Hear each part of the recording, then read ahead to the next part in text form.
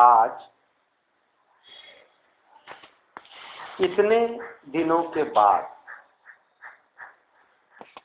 आपको मैं यह समझाने की कोशिश करने जा रहा हूं कि व्यक्तित्व विकास परियोजना, पर्सनालिटी कल्टीवेशन प्रोजेक्ट क्या है। आपको एक पर्चा दिया गया है, एक हैंडबिल दिया गया है। उस पर्चे को इंट्रो पेपर, परिचय पत्र कहा जाता है। उसमें एक तरफ हिंदी में और दूसरी तरफ अंग्रेजी में, दोनों भाषाओं में कुछ लिखा हुआ है। उस पर्चे पर ऊपर एक अंडाकार लोगो, मोनोग्राम या चित्र बना हुआ है। उस चित्र में दो हाथों की अजूरी में एक उगता हुआ पौधा दिखाया गया है और नीचे लिखा हुआ है उत्थान। उत्थान माने ऊपर उठना। वह प्रतीक है आपकी परियोजना का और यह बताता है कि कैसे एक व्यक्ति जो कहीं भी किसी भी स्तर पर खड़ा है, जिंदगी की लड़ाई में आगे बढ़ सकता है। अब इस परियोजना का उद्देश्य क्या है? इस परियोजना का उद्देश्य है समाज में ऐसा परिवर्तन करने का प्रयास करना कि समाज की जो विकृतियां, जो विसंगतियां असहनीय हैं, नाकाबिले बर्दाश्त हैं, वे आपको विरासत में मिली हैं। आप उनको अपनी खुद की जिंदगी में इतना बदल दें, इस तरह से दूर कर दें कि आपके बाद आने वाली पीढ़ी को एक बेहतर जिंदगी, एक बेहतर समाज, एक बेहतर व्यवस्था जीने के लिए, रहने के लिए मिले। आजमगढ़ एक छोटी सी जगह है, एक पिछड़ी जगह है। यहां परंपरा से गिरमिटिया मजदूर अंग्रेजों के जमाने से दूर देशों तक जाकर के मजदूरी किया करते थे और घरों में चूल्हा तब जलता जब मनी ऑर्डर से पैसा आता। इस अर्थव्यवस्था को मनी ऑर्डर इकोनॉमी कहते हैं। आज भी दिल्ली, बंबई, कलकत्ता के कारखाने और पंजाब और हरियाणा तक के खेत आजमगढ़ के नौजवानों के पसीने से चल रहे हैं और आज भी दूर अरब देशों तक जाकर के अपनी जवानी बेचने वाले आजमगढ़ के नौजवान पूरी जिंदगी खटने के बाद अपने बच्चों को उतना नहीं दे पा रहे हैं जितना देश के दूसरे इलाकों के लोग दे रहे हैं। विपन्नता के लहराते हुए महासागर के बीच में, गरीबी की हिलोरों लेते हुए समुद्र के बीच में, समृद्धि के मुट्ठी भर टापू खड़ा करके पूंजीवाद असमान समाज विकास किए हुए हैं। और इस असमान विकास को, जिसमें कुछ जगहों पर समृद्धि हो, बाकी समूचा देश गरीबों के रूप में जिंदा रहने के लिए मजबूर हो, ऐसा ही एक गरीब इलाका आजमगढ़ है। यहाँ कोई उद्योग नहीं है। जो थे वे उद्योग भी धीरे धीरे देशी विदेशी पूंजी के चपेट में टूटते, बिखरते, खत्म होते, दम तोड़ते चले जा रहे हैं। ऐसी परिस्थिति में जब पेट्रो डॉलर आया, तब से आजमगढ़ के नौजवानों ने अपराध का रास्ता पकड़ना शुरू किया और शूटर का काम करने लगे। परिणाम हुआ कि अंडरवर्ल्ड के माफिया ने आजमगढ़ के लड़कों को क्राइम की दुनिया में खींचा और आजमगढ़ आतंकगढ़ के नाम से बदनाम हुआ। जब इस्लामिक आतंकवाद बढ़ा, तालिबान का दौर आया, तो सिमी के लोग आजमगढ़ में अपना संगठन बनाना शुरू किए।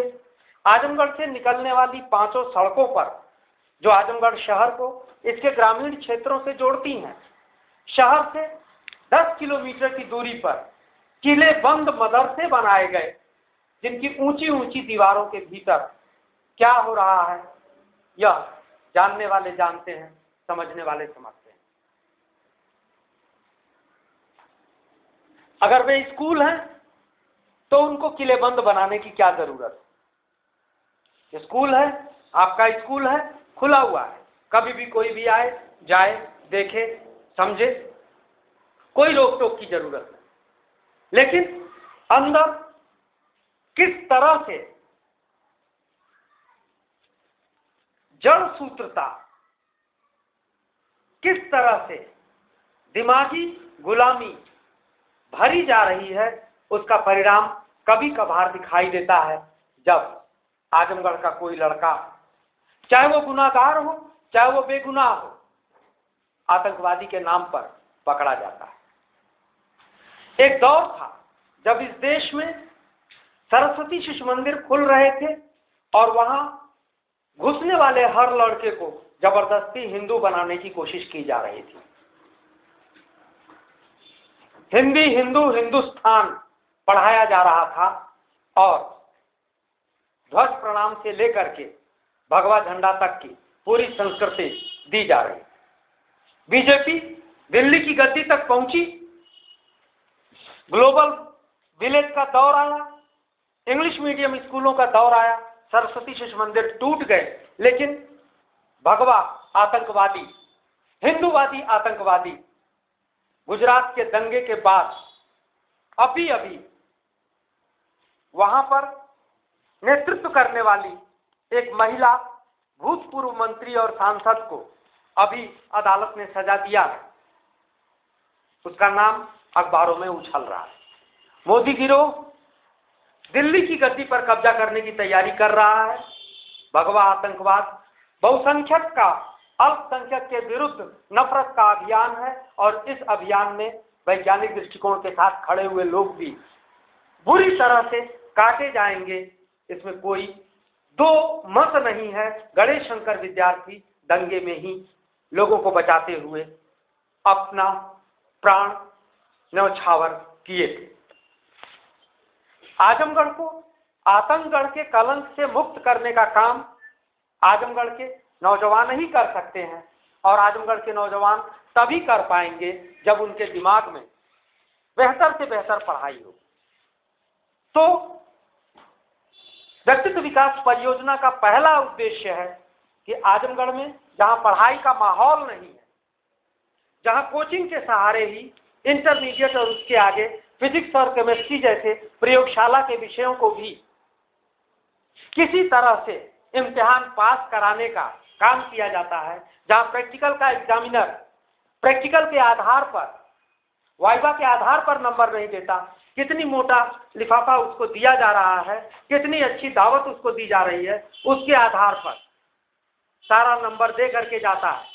और जहां चाहे 9th का हो चाहे एमए का हो, न हिंदी लिखने आता न अंग्रेजी लिखने आता, न हिंदी मीडियम के लड़के को आता है न अंग्रेजी मीडियम के लड़के को आता है, सभी राम भरोसे पढ़ाई का कार्यक्रम चल रहे हैं।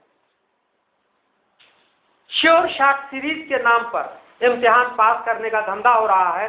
कागज की डिग्री फीस जमा करके बिना मेहनत के बाजार में मिल रही है और उस कागज की डिग्री के सहारे आपको कोई रोजगार नहीं मिल रहा। क्यों कि हर रोजगार कंपटीशन पर टिका है, क्यों कि हर रोजगार रिश्वत पर टिका हुआ है और गरीब आदमी का बाप इतना पैसा नहीं जुटा सकता कि वह रिश्वत में लाखों लाख रुपया दे, और न वह अपने बेटे के लिए इतनी महंगी कोचिंग की फीस जुटा सकता है कि उसका बेटा बहुत अधिक बहुत बेहतर पढ़ाई करके बड़ी कुर्सी तक पहुंच। इसलिए व्यक्तित्व विकास परियोजना आजमगढ़ में पढ़ाई का माहौल बदलने के लिए चलाई जा रही है। इसका पहला उद्देश्य है आजमगढ़ का नाम आतंकगढ़ से बदल करके दोबारा आजमगढ़ किया जाए। इकबाल सुहेल का जो शेर मशहूर है कि जो जर्रा यहाँ से उगता है वो नैयर आजम होता है। इस बात को जब भी कभी आजमगढ़ का परिचय देना होता है तो 3 पीढ़ी पहले के पुरखों का परिचय दिया जाता है। राहुल सांकृत्यायन, अल्लामा शिबली नोमानी, क्या वे आज के हैं? क्या वे जिंदा हैं? आज के लोग आजमगढ़ को किस रूप में अपना प्रतिनिधित्व दे रहे हैं? न पढ़ने वाले, घूमने वाले, काम न करने वाले, इस रूप में, या केवल मजदूरी करने वाले, इस रूप में। तो इस परियोजना में पहली शर्त रखी गई कि इसमें कोई फीस नहीं लगेगी।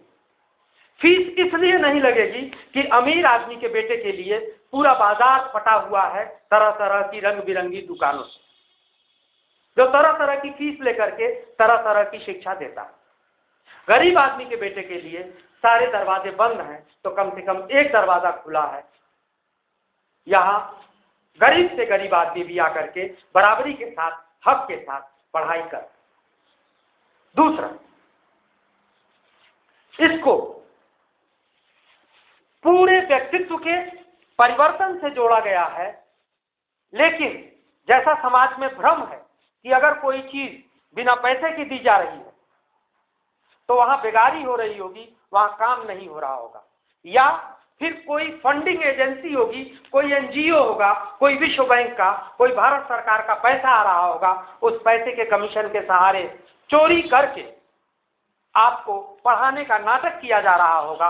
उसकी फाइलें बना करके ऊपर रिपोर्ट कर दी जाएंगी। तमाम एनजीओ केवल एक आधार पर चल रहे हैं। एनजीओ माने नॉन गवर्नमेंटल ऑर्गेनाइजेशन, एनजीओ माने गैर सरकारी संस्थाएं कि ब्रीफकेस दो, ब्रीफकेस लो, घूस दो, परियोजना लो। तो यह परियोजना किसी भी फंडिंग के सहारे नहीं चलाई जा रही है। मुट्ठी भर दोस्त एक दूसरे के साथ हाथ से हाथ मिला करके अपनी मेहनत से कमाई हुई रोटी का एक टुकड़ा इस यज्ञ में आहुति के तौर पर डाल रहे हैं और उनके पैसे से यह परियोजना निःशुल्क चलाई जा रही है। तीसरी चीज कि इसमें सिखाया क्या जा रहा है। इसमें आपको हिंदू बनना नहीं सिखाया जा रहा, इसमें आपको मुसलमान बनना नहीं सिखाया जा रहा, इसमें आपको केवल और केवल इंसान बनना सिखाया जा रहा है। इंसान की औलाद है, इंसान बनेगा, न हिंदू बनेगा न मुसलमान बनेगा।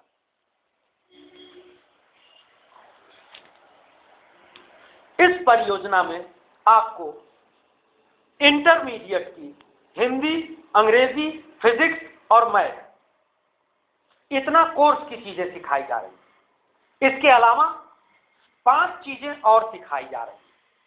कौन सी?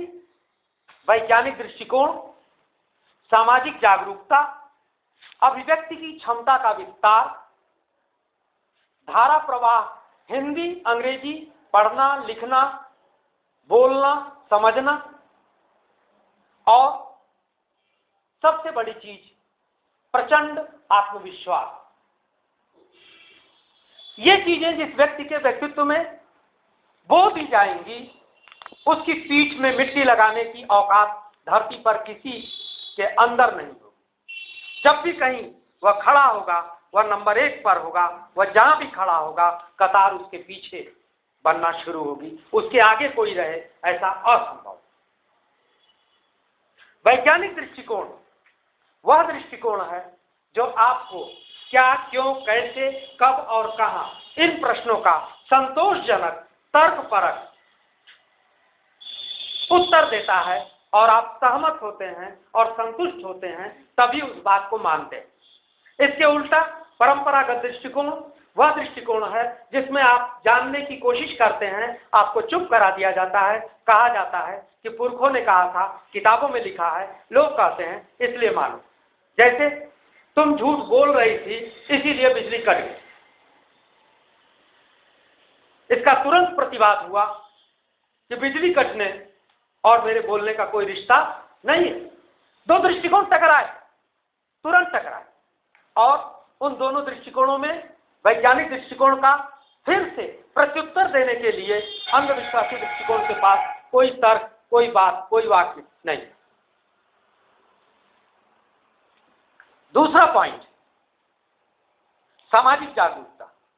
समाज में बिखरे हुए एक से एक प्रतिभाएं बिखरी हुई हैं जो खाद पानी सहारे के अभाव में सूख रही हैं, मुरझा रही हैं, बिलबिला करके किसी तरह से दम तोड़ दे रही हैं। इस परियोजना के सभी साथियों से यह उम्मीद की जाती है कि उन ऐसे सारे तत्वों को, ऐसी सारी प्रतिभाओं को एक साथ ले आए, ऐसे सारे मोतियों को एक तागे में गूंथें और एक सुंदर सी माला बनाएं और उस माला को भारत माता के गले में पहना दें।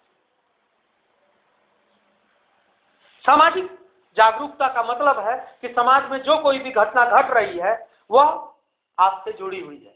अगर भ्रष्टाचार है, अगर महंगाई है, अगर बेरोजगारी है, अगर अन्याय है, अगर अत्याचार है, तो वह अगर किसी दूसरे के साथ हो सकता है तो आपके साथ क्यों नहीं हो सकता? Why not with you? अगर किसी दूसरे को अपमानित किया जा सकता है, पीड़ित किया जा सकता है, दूसरे के साथ अत्याचार किया जा सकता है, तो आपके साथ क्यों नहीं किया जा सकता? तो ऐसे में उसका मुकाबला करने के लिए आपके पास एक ही शक्ति है, अपने दिमाग की शक्ति और अपने समूह की शक्ति। टीम के सामने कोई टिकता नहीं। जितनी बड़ी टीम, जितनी मजबूत टीम, उतनी ही कड़ी टक्कर, उतनी ही ज्यादा ताकत। सामाजिक जागरूकता का मतलब है कि दुनिया के किसी भी कोने में होने वाली किसी भी घटना का आपके पास जल्दी से जल्दी, ज्यादा से ज्यादा विस्तृत जानकारी पहुंच जाए, ताकि कोई भी आदमी कहीं से भी प्रश्न करे तो आप अपना पक्ष चुन करके उसको उत्तर दे सकें कि हाँ, इसमें यह पक्ष सही है, यह पक्ष गलत है, यह पक्ष न्याय पर है, यह पक्ष अन्याय कर रहा है। सामाजिक जागरूकता का मतलब है कि आप अकेले सामाजिक समस्याओं का समाधान नहीं कर सकते। अकेले आदमी अपनी लाश भी मरघट तक नहीं ले जा सकता, उसके लिए भी चार कंधों की जरूरत पड़ती है। अकेले अपनी मड़ई भी नहीं उठा सकता, उसके लिए भी गांव को गुहार लगाने की जरूरत पड़ती है। तो ऐसे में समाज को जगाने की जरूरत है कि उठो, जागो, आगे बढ़ो। विवेकानंद ने कहा था, तब तक मत रुको जब तक अपना लक्ष्य प्राप्त न करें। अभिव्यक्ति की क्षमता के संकट के बारे में अभी हमने बात किया। आप में से कई लोग उठे, उनके पास कहने के लिए कुछ नहीं, उनके पास शब्द नहीं थे, उनके पास विचार नहीं थे, उनके पास वाक्य नहीं थे, उनके पास आत्मविश्वास नहीं था। तो यह कैसे पैदा होगा? Practice makes a man perfect. Trial error method. गलती कीजिए, सुधारिए, फिर गलती कीजिए, फिर सुधारिए, और सुधारते सुधारते सुधारते आप परिपक्व हो जाए। अगला, धारा प्रवाह बोलने की क्षमता। अभी हालत क्या है? बोल करके लिखवाया, क्रिया के तीनों रूपों का उच्चारण हिंदी में लिखना था, इंटरमीडिएट पास कर चुकी लड़की नहीं लिख पाई। सब आपको एकदम बेसिक से, एकदम बुनियादी से, एकदम शुरू से यह मान करके कि आपकी जिंदगी के 16 साल बर्बाद कर दिए गए, आपको धोखा दिया गया। शुरू से शुरू करना है, और जब शुरू से आप शुरू करेंगे तो शुरू करने में लगेगा कि बहुत धीमे हैं, बहुत पीछे हैं, लेकिन जब बढ़ने लगेंगे तो आंधी तूफान की रफ्तार से बढ़ेंगे, और इनकलाबियों की रफ्तार का मुकाबला करना किसी के बस की बात नहीं होती। एक तरफ भारतीय पंचवर्षीय योजनाएं हैं जो कि फरवरी में, मार्च में जाकर के पैसा तब खत्म जबरदस्ती करती हैं कि अगले साल का बजट बनता रहे। दूसरी तरफ क्रांतिकारी देशों की वे योजनाएं हैं जो 5 साल के पहले ही लक्ष्य से कई गुना ज्यादा बढ़ करके काम करते, और वो गप नहीं है, आंकड़े हैं, इतिहास, घटनाएं, लोग, उन्होंने कर करके दिखाया। इसी उम्र के नौजवानों ने दुनिया पलटी है, पलट रहे हैं, और आगे भी कोई मरियल बुढ़ा कब्र में पैर लटकाया हुआ, मौत का इंतजार करता हुआ, किसी तरह से जिंदगी के बचे हुए क्षणों को जी लेने के लिए ललचाता हुआ, लार टपकाता हुआ दुनिया नहीं बदलता। जब बदलता है तो नौजवान बदलता है। इसलिए आपके अंदर धारा प्रवाह, अभिव्यक्ति की क्षमता होनी चाहिए, बोलने की क्षमता होनी चाहिए, लिखने की क्षमता होनी चाहिए। एक वास्तुशिल्पी के पास बड़ा सा मकान बनाने के लिए टनों सामान होता है, सैकड़ों मजदूर मिस्त्री होते हैं, वर्षों का समय होता है, ढेर सारा पैसा होता है। उसकी तुलना में एक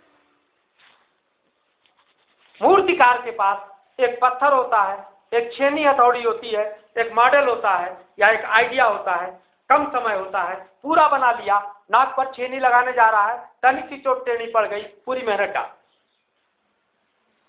उसकी तुलना में चित्रकार के पास केवल कागज होता है, कुछ रंग होता है, चित्रकार उससे भी कम साधनों से अपना काम करता है। उसकी भी तुलना में संगीतकार के पास केवल वाद्य यंत्र होता है और स्वर यंत्र होता है।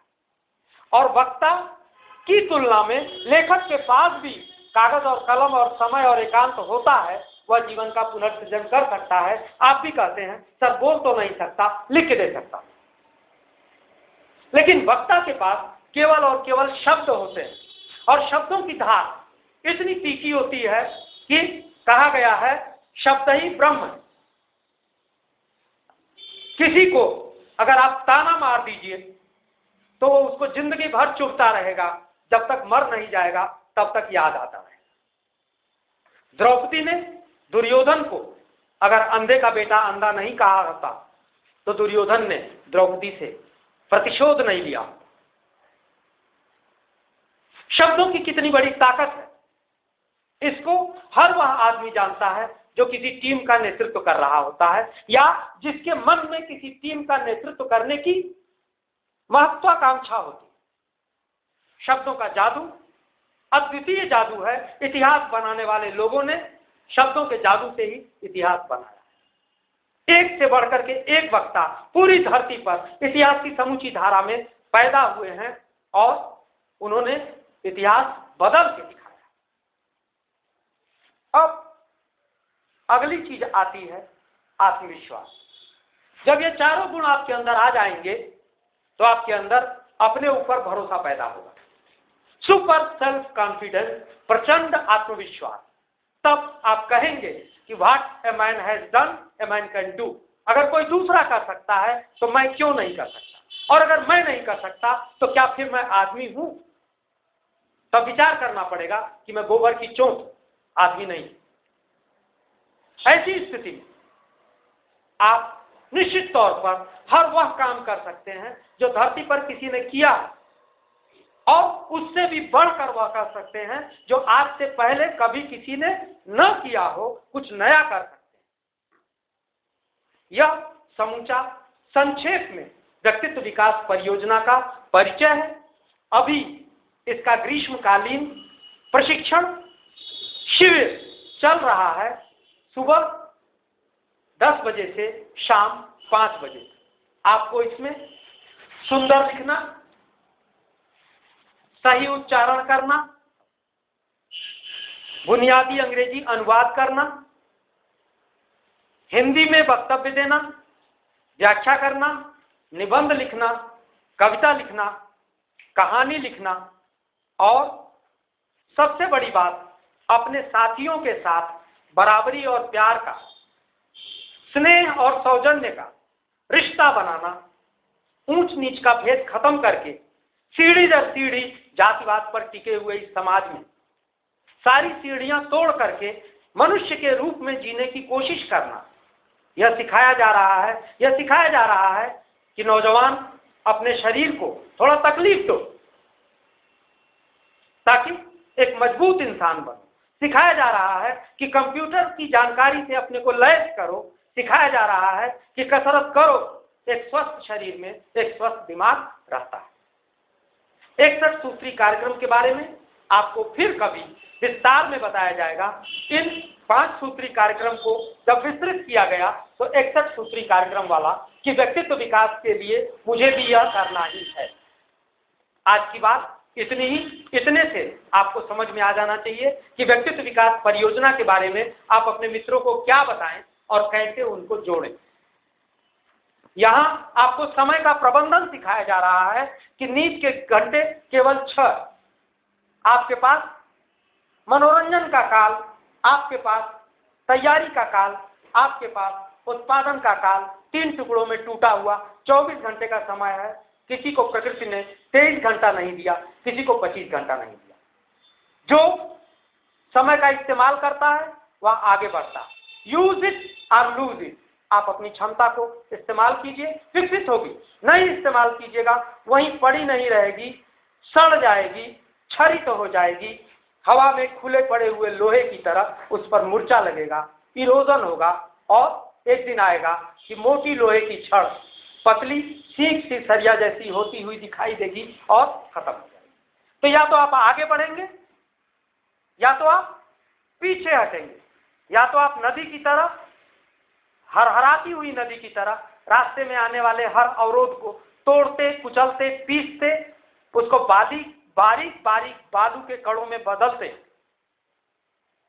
बड़ी से बड़ी चट्टान को अपने रास्ते से हटा लेंगे, या तो आप गड़ही के पानी की तरह केवल सड़ेंगे, मच्छर और बदबू पैदा करेंगे, और आपके किनारे केवल बेहया का पेड़ उगेगा जो न तो ईंधन के काम आ सकता, न तो छाया के काम आ सकता। फैसला आपको करना है। जिंदगी आपकी है, एक ही जिंदगी आपके पास भी है, एक ही जिंदगी तेरे पास भी है। मैं अपनी जिंदगी का इस्तेमाल करके संतुष्ट हूं। क्या आप भी अपनी जिंदगी के इस्तेमाल से संतुष्ट हैं? अभी तक जितनी जिंदगी आपने जिया है, क्या आप अपनी जिंदगी का और बेहतर इस्तेमाल नहीं करना चाहते हैं? अगर नहीं करना चाहते हैं तो मुझे आपसे कुछ नहीं करना, लेकिन अगर करना चाहते हैं तो निश्चित तौर पर व्यक्तित्व विकास परियोजना के अलावा आजमगढ़ के नौजवानों के पास और कोई दूसरा रास्ता नहीं है, नहीं है, नहीं।